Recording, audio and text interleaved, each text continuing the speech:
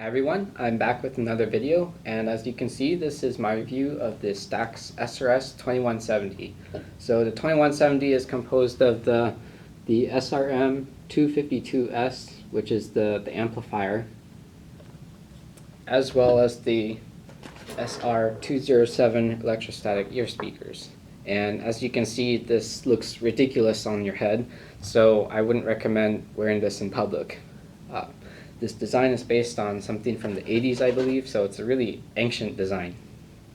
But anyway, moving on to the review, to get an idea of what electrostatics are like, I should probably explain the technology behind them. So each of these rectangles here has an electrostatic diaphragm design in it, and so I will kind of draw that on the board here.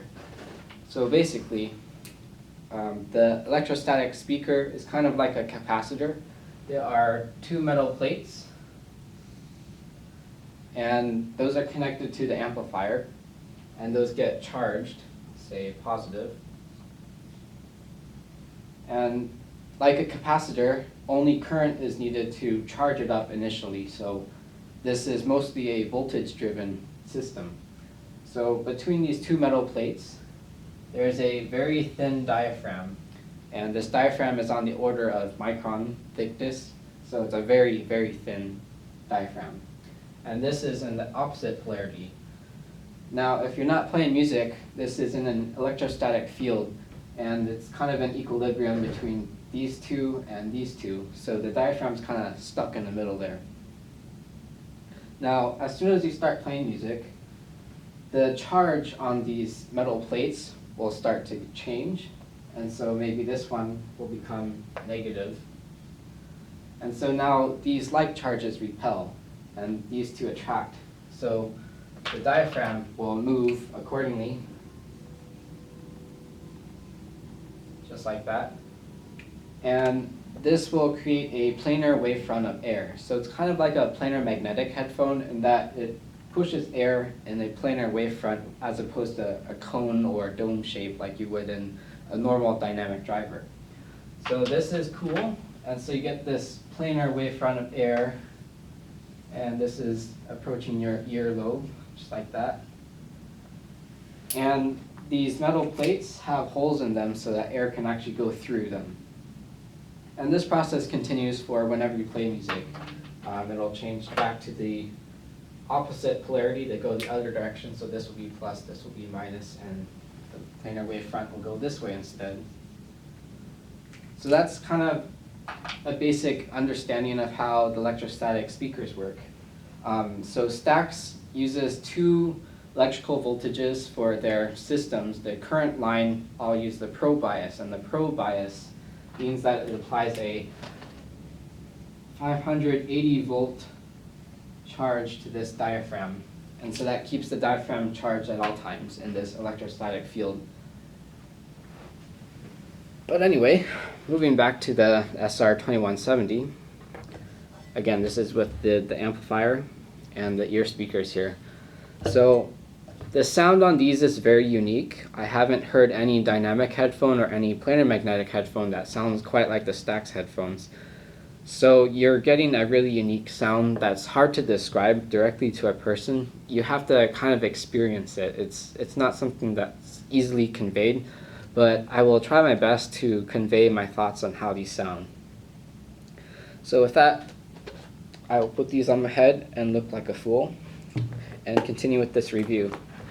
So starting with the bass on these is a little bit woolly for me. It's also not as good of an extension as it could be, but that's because the seal on the bottom of my head's not that good. There's kind of a gap here in the back where my head slopes down, and so because of that seal issue, I don't get quite a good impactful bass, but if you get a good seal, then you will get a good bass. One of my friends has the older version of this, the SR-202, and the leather ear pads are installed on those, so I get a much better seal on the bottom.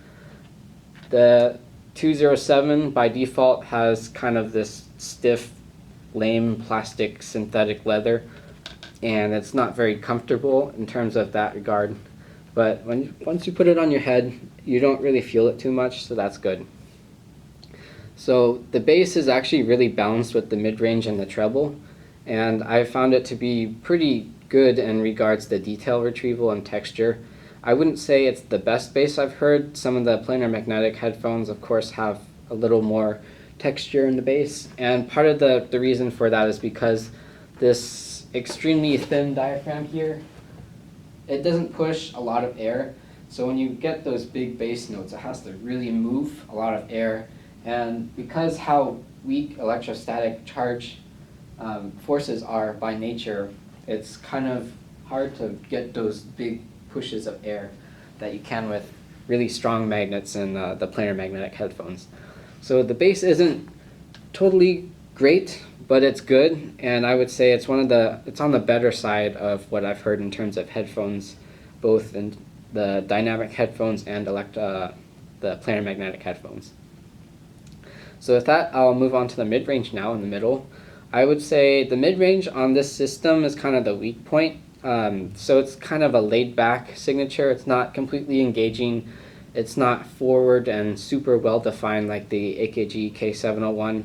But at the same time, it's not completely laid back and kind of ill-defined like in the V-Moto Crossfade M100. So it's kind of in the middle in that regard. I'd say it's a good headphone for classical music, not so much for kind of vocal monitoring or mid-range monitoring like guitars and whatnot. So it's good, but it's not, again, great. And then with that, I'll move on to the upper mid-range a little bit. So that kind of has a shouty response. So it's kind of like the HD800 in that regard, in that there's a little bit of more female vocal presence in the music because of the slightly elevated upper mid-range. And with that, I'll move on to the treble now. So the treble is slightly elevated, just like the HD800. However, on the other hand, this is where the electrostatic speaker sound kind of gets into the equation of sound. So in terms of the treble, it's elevated, yes, but it's not grainy at all.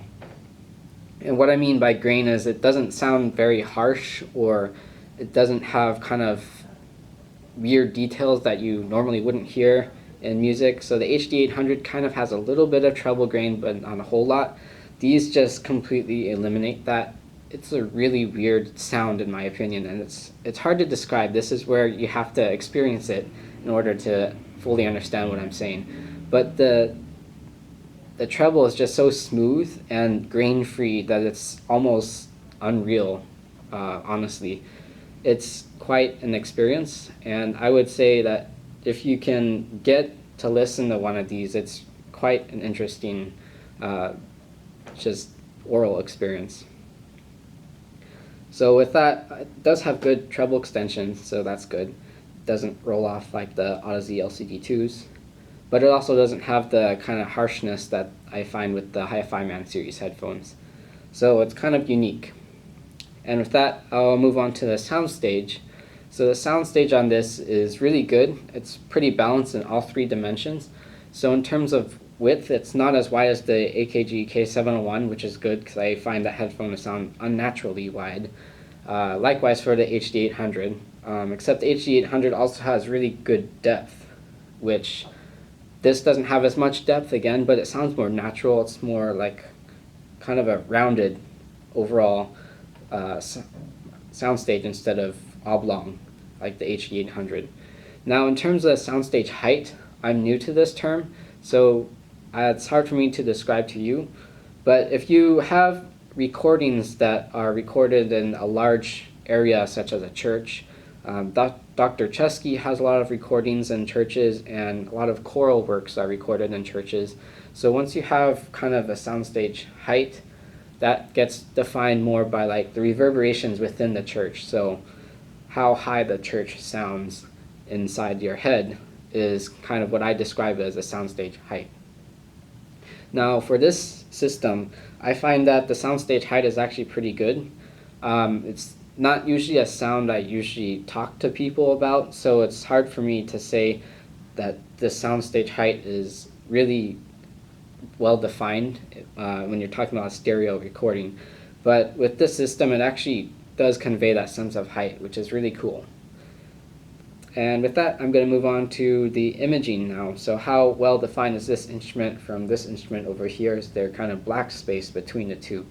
I would say these do a pretty good job at that. I wouldn't say they're the best, but they do convey a nice sense of where the instruments are and how well defined they are. Like, does this guitar sound like a guitar? Does this voice over here sound like a voice over here? And this does a pretty good job at that.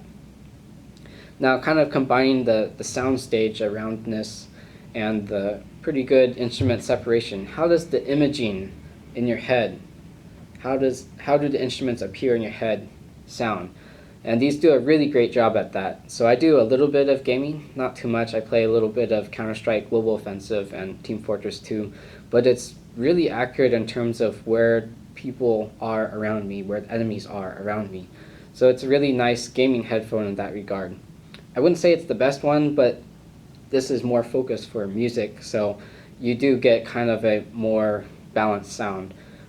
Again, with the bass impact, gaming's not really optimal for me because the explosions don't kind of reverberate in my head like they do on the V-Motor Crossfade M100, for example. And wrapping up kind of the whole sound category in general, does this system sound transparent to me? Does it convey the sense that I'm listening to speakers and not headphones? And for this system, I would say this is one of the most transparent systems that I've heard, which is really an accomplishment for the price you pay. So this system does a really great job at conveying the speaker sound inside a headphone system, which is really awesome, and it's one of the unique sounds that I get from electrostatic speakers that I don't with planar magnetic headphones or dynamic headphones. So again, it's kind of a unique sound. And now that I mentioned the price, I should get on to the price. So I purchased this system, the SRS-2170, from a vendor on eBay, and that person purchases stuff from Japan. So I essentially purchased a unit from Japan, and for that price I paid $650, which included the shipping. So that's not actually a bad price considering how good these sound compared to other systems that I've heard with really expensive systems or really inexpensive systems. So it's a nice balance in terms of how well the sound is and the price that you pay for. So it's a really good deal. Now, if you buy it from STAX USA, it's a little more expensive because they have to import it from Japan and transform the internals a little bit so that they work with the AC voltages in the United States. And you pay about $150 more in that regard. So you do save a little bit from buying from Japan, but you have to keep in mind the voltage differences when using AC from your homeland. So with regards to that, I should talk about the step-down transformer. So as part of my $650 purchase, I had to buy a step-down transformer, and that essentially converts the 120 mainline AC voltages from the United States to a usable voltage from Japan, which is 100 volts. So it's a little bit of an inconvenience to have to do this, but you have to plug it in like that, and then you get the wall wart that comes with your STAX, and you plug it in to the transformer, and then you can safely plug in the amplifier and connect the power just like that. So it's kind of inconvenient that you have to carry around the step-down transformer, but for $150 price difference, I would say it's worth the price difference. So speaking of the amplifier, it's very simple. On the front, you've got the volume knob, which also acts as the power button, or power switch rather. So you just turn it on like that. And the special thing about the STAX Earspeakers and other electrostatic headphones is that there's a special kind of connection that you need. So I don't know if the camera will focus on this, but there's a 5-pin connection there. And it's a balanced connection, so each ear speaker is driven individually from the amplifier. And you just plug this into the amplifier, turn the power on, wait a few seconds for the diaphragms to charge up, and you should be set to go. So it's really rather simple setup, but the unfortunate thing is that you can't actually use the STAX Earspeakers or other electrostatic headphones with other regular headphone amplifiers because this isn't a regular plug. So that's a bit of an inconvenience as well, that you have to purchase a separate special amplifier that provides the voltage bias for the diaphragms as well as the voltage needed for the two metal plates there. So with that, oh yeah, I've been using the objective DAC with my system, so all of my impressions are with the objective DAC. I've tried other DACs too, and they do scale up a little bit, so keep a good DAC in your system and you'll get a good sound quality out of this system as well. And speaking of water, you should keep water away from your electrostatic speakers. I have heard rumors that the speakers are very, very sensitive to humidity. So if you live in a humid environment, I would not recommend this system, which is one of the downsides to electrostatic speakers, is that they're really sensitive to moisture. And so I've heard people living in Hong Kong, they have a hard time using these because Hong Kong is very hot and humid. So that's a downside, number one. And don't have wet hair when you're wearing these. I've heard rumors on HeadFi that somebody was at a meet and they had wet hair, maybe it's a warm day and they were sweating, and the speakers kind of blew out or something. So just something to keep in mind. Make sure that you're extra careful with these. These are fragile, but they're not really like meant to be thrown around basically. So these aren't something that you would need to take around with you and just leave around. You need to actually take care of these. So I keep these in the styrofoam box here. So just something to keep in mind when you're taking care of your electrostatic speakers, that they're really kind of fragile. So with that, I covered everything from the sound to the price to how to set it up. And I think that covers everything I wanted to say in my review. So in conclusion, I would say that this system, the 2170, which I purchased for $650, is one of the best headphone systems I've ever heard. And it's got the really unique electrostatic sound. So if you want a headphone system, this is the way to go. Thank you for watching. If you want me to try a test track or anything with music, leave a comment below. Otherwise, I'll see you guys later.